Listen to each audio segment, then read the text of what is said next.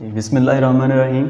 आज पढ़ेंगे हम वेव्स एंड ऑसिलेशन। और वेव्स एंड ऑसिलेशन में आपका जो टॉपिक है वो है superposition of two simple harmonic vibrations in one dimension.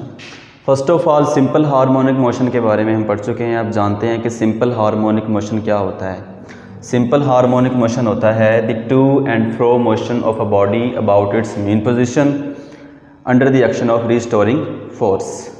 और सिंपल हार्मोनिक मोशन पढ़ चुके हैं हम। क्या होता है हमारे पास the to and fro motion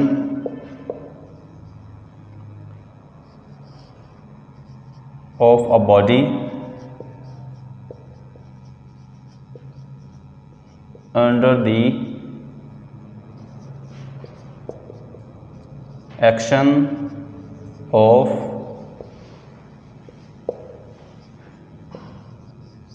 restoring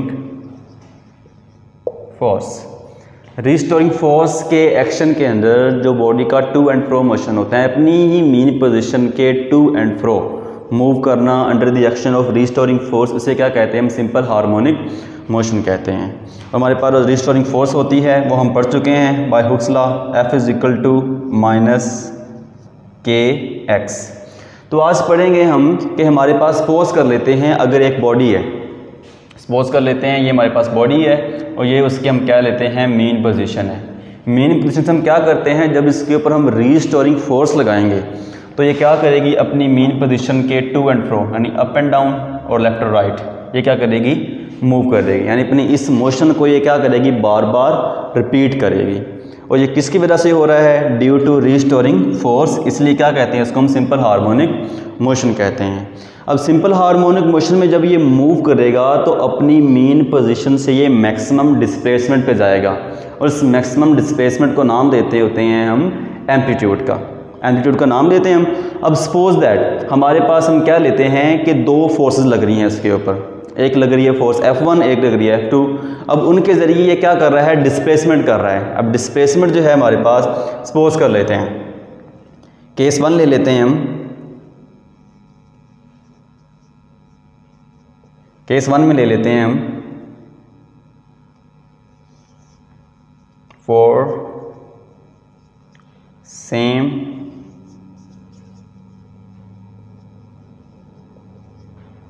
frequencies.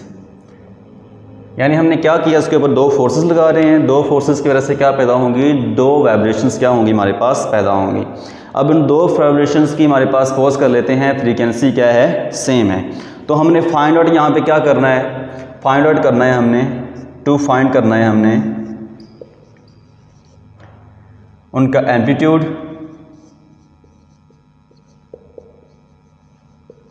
Amplitude find करना है और सेकंड हमने फाइंड करना है उसका फेज।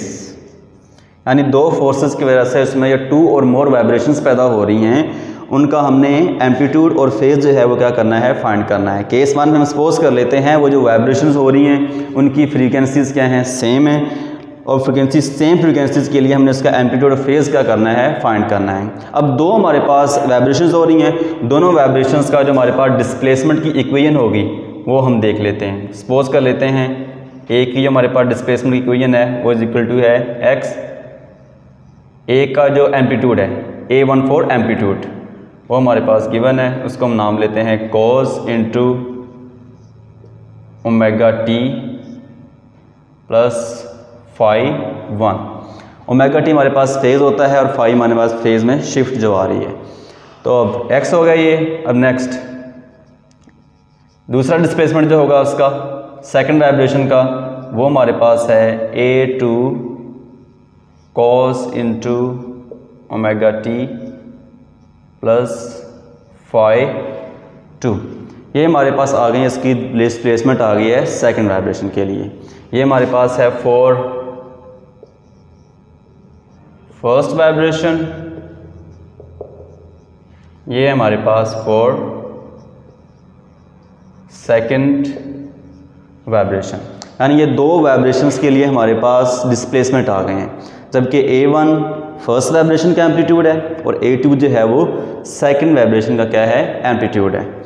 अब एम्पलीट्यूड के लिए हम अगर इसको हम ग्राफिकली देखते हैं तो ग्राफिकल में हम देख लेते हैं हमारे पास अगर हम ग्राफ बनाते हैं इसका हम along x axis and y axis, हमने क्योंकि फाइंड करना है इसका रिजल्टिंग एम्पलीट्यूड दोनों का और फेज जो है वो फाइंड करना है जी।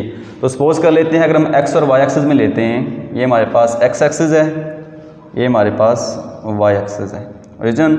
और सपोज कर लेते हैं हमारे पास एम्पलीट्यूड जो है A1, ये हमारे पास है एम्पलीट्यूड A1। अब एम्पलीट्यूड A1 जो है इसका जो हमारे पास फेज जो है एंगल जो है वो हम कह लेते हैं वो है हमारे पास φ1, जबकि एम्पलीट्यूड जो है A2 उसको हम डिनोट कर लेते हैं यहाँ से, ये हमारे पास है A2। अब A2 का जो मीन के साथ x के साथ जो हमारे पास जा रहा है, x हम 1 डायमेंशन में ले रहे हैं तो x के लॉन्ग लेंगे हम, तो यहाँ पे हमारे पास जो एंगल जो है वो बनेगा उसको नाम दे लेते हैं हम φ2 का। हमने फाइंड क्या करना है इसका रिजल्टेंट फाइंड करना है हमने, तो क्या करेंगे हम हेड टू टेल रूल क्या कर देंगे, इन दोनों वेक्टर्स को हम ऐड कर देंगे। A2 की टेल को उठाएंगे और वेक्टर A1 की क्या करेंगे हेड के ऊपर इसको हम प्लेस कर देंगे, ये हमारे पास आ गया A2। अब जो लास्ट वेक्टर होता है या थर्ड वेक्टर जो रिजल्टेंट वेक्टर होता है वो दोनों के रिजल्ट से आता है, तो इसको हम डिनोट करेंगे यहाँ से, तो ये हमारे पास आ गया इसका रिजल्टेंट वेक्टर आ गया है। अब ये जो हमारे पास रिजल्टेंट वेक्टर जो एंगल बना रहा है उसको हम नाम दे लेते हैं थीटा, ये थीटा एंगल बना रहा है with respect to x axis के साथ। अब अगर इसको हम एक्सपेंड करते हैं और A1 को हम क्या करते हैं रिजोल्व करते हैं उसके कंपोनेंट्स में, A2 को सॉरी, तो A2 हमारे पास जो है इसके कंपोनेंट बन जाएंगे, एक बन जाएगा इसका x component along x axis, इसे नाम देंगे हम A2 cos डेल्टा, जबकि डेल्टा क्या है, डेल्टा एंगल है हमारे पास जो यहाँ पे बन रहा है डेल्टा हमारे पास इक्वल होता है, डेल्टा की जो वैल्यू होती है डेल्टा हमारे पास इक्वल होता है φ2 माइनस φ1, यानी डेल्टा अगर फाइंड करना है तो किसके इक्वल होगा φ2 माइनस φ1 के इक्वल होगा। तो ये हमारे पास बन रहा है A2 cos डेल्टा जो कि हमारे पास x कंपोनेंट है A2 का। सिमिलरली इसका y कंपोनेंट क्या होगा A2 साइन डेल्टा, इसके दो कंपोनेंट बन गए हैं। अब हमने फाइंड क्या करना है इसका रिजल्टेंट, यानी जो रिजल्टेंट आ रहा है उसका हमने क्या फाइंड करना है, उसका नंबर 1 एम्पलीट्यूड फाइंड करना है और नंबर 2 का फाइंड करना है उसका हमने फेज जो है वो फाइंड करना है। तो हमारे पास ये ट्रायंगल बन रही है और ट्रायंगल में अगर हमारे पास दो साइड्स गिवन हो और एक साइड हमने फाइंड आउट करनी हो तो हम क्या यूज़ करते हैं, पैथागोरियन थ्योरम क्या करते हैं यूज़ करते हैं।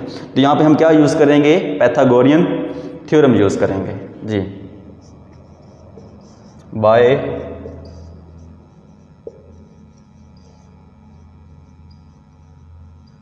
पैथागोरियन थ्योरम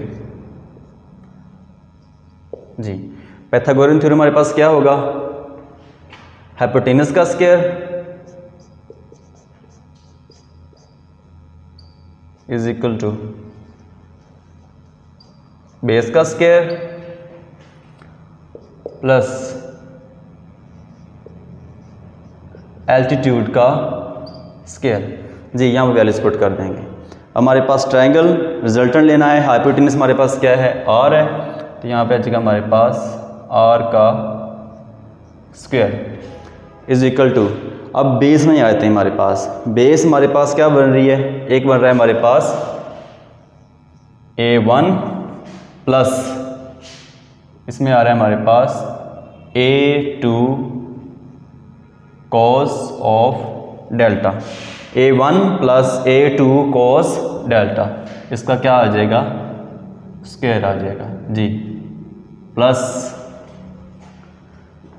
नेक्स्ट क्या आ जाएगा एल्टीट्यूड का स्क्वायर, और एल्टीट्यूड हमारे पास क्या आ रहा है A2 साइन डेल्टा, इसका क्या आ जाएगा होल का स्क्वायर जी। स्क्वायर हम क्या कर लेंगे, ओपन कर लेंगे,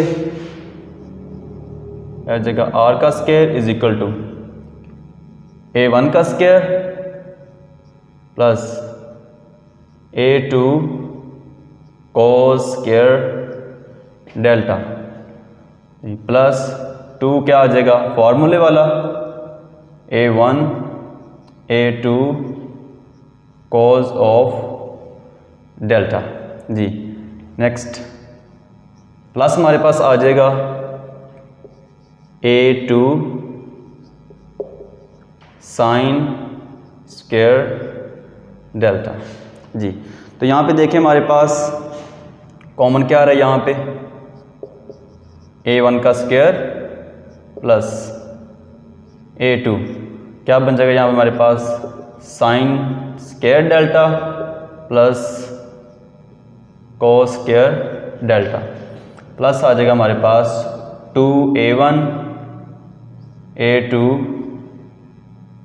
कॉस ऑफ डेल्टा। जी sine square delta plus cos square delta किसके इक्वल आ जाएगा, 1 के इक्वल आ जाएगा। सो रिजल्टेंट हमारे पास किसके इक्वल आ जाएगा, इसका A1 का स्क्वायर प्लस आ जाएगा हमारे पास A2 का स्क्वायर। जी A2 का स्क्वायर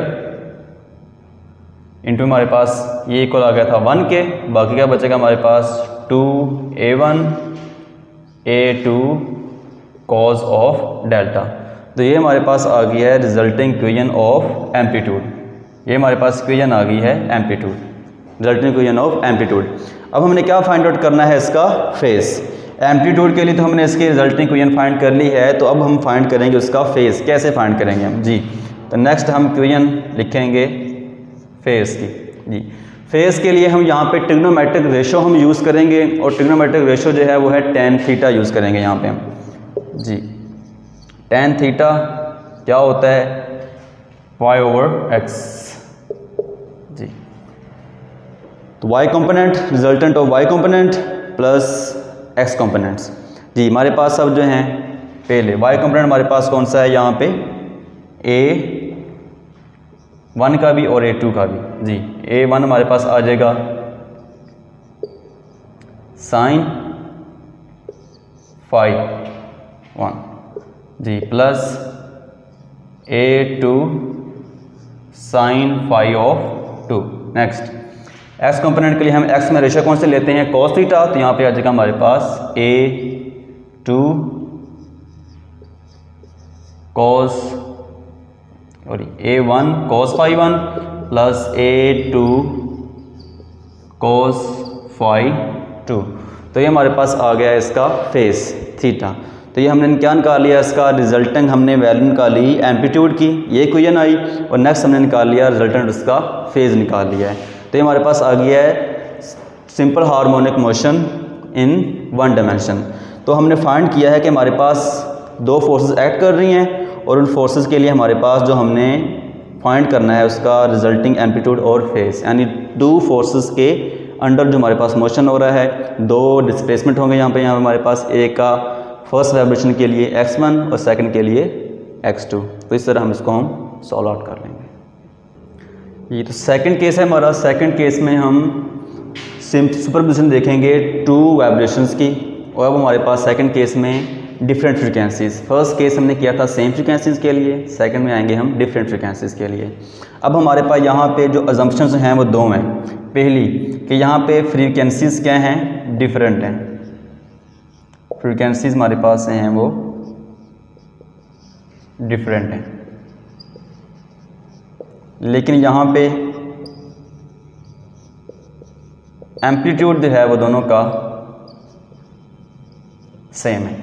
फ्रीक्वेंसीज डिफरेंट है लेकिन एम्पलीट्यूड क्या है हमारे पास सेम है। तो अब हमने क्या फाइंड करना है, उनका रिजल्टेंट फाइंड करना है। जी तो सपोज दैट हमारे पास 2 हमारे पास डिस्प्लेसमेंट आएंगे, उसके लिए x1 हमारे पास आ जाएगा यहाँ पे a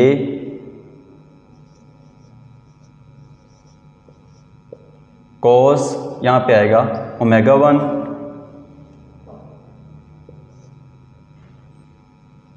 इंटू 5।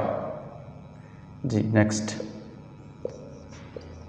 x2 इंटू में आ जाएगा हमारे पास a cos of ω2 t into 5 of 2। यहाँ पे हमारे पास a1 और ए और ए दोनों क्या हैं यहाँ पे सेम है। ए जो है for x1 and x2 is same, दोनों के लिए सेम है क्योंकि एम्पलीट्यूड यहाँ पे क्या है हमारे पास सेम है, लेकिन फ्रीक्वेंसी क्या है डिफरेंट है। सो हम अज्यूम कर लेते हैं फॉर डिफरेंट फ्रीक्वेंसीज के लिए हमारे पास हम अज्यूम कर लेते हैं कि ओमेगा 2 जो है वो ग्रेटर देन है ओमेगा 1 से, यानी एक वाइब्रेशन की फ्रीक्वेंसी ज़्यादा है और एक की क्या है कम है, यानी दोनों की डिफरेंट जो है ना फ्रीक्वेंसी डिफरेंट है लेकिन एम्पलीट्यूड क्या है हमारे पास सेम है। तो अब हम देखेंगे जी, तो हमने वैल्यू निकाल ली है, तो अब दोनों को हम क्या करेंगे रिजल्टेंट क्या निकालना है, हमने एम्पलीट्यूड निकालना है, तो हम यहाँ पे यूज़ करेंगे सुपरपोजिशन लॉ यूज़ करेंगे by superposition law. Superposition law क्या कहता है हमारे पास कि जो रिजल्टेंट होगा एम्पलीट्यूड का दो वाइब्रेशंस के, वो दोनों के डिस्प्लेसमेंट के सम के क्या होगा इक्वल होगा जी। The resultant displacement is the sum of displacement of both vibrations. x1 plus क्या आ जाएगा हमारे पास x2 आ जाएगा।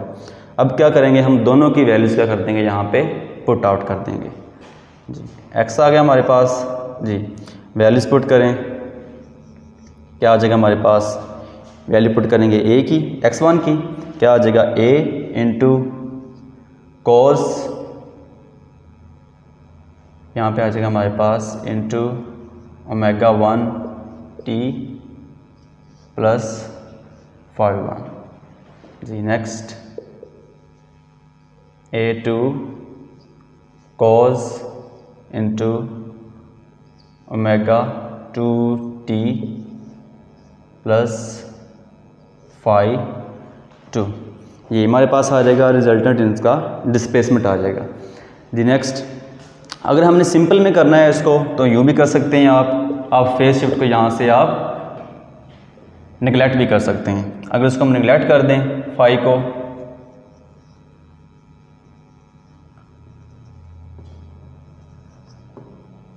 फेज शिफ्ट को क्या करें निगलेक्ट कर देते हैं, तो हमारे पास क्या बचेगा x is equal to a cos omega 1t plus आ जाएगा हमारे पास a कोस इंटू में आ जाएगा हमारे पास ओमेगा 2t जी। दो हमारे पास इक्वेशन आ जाएंगी, ये हमारे पास आ जाएगी इसकी रिजल्टेंट आ जाएगा, इसका रिजल्टेंट एम्पलीट्यूड आ जाएगा for simple harmonic motion vibrations for different frequencies के लिए। And that's all.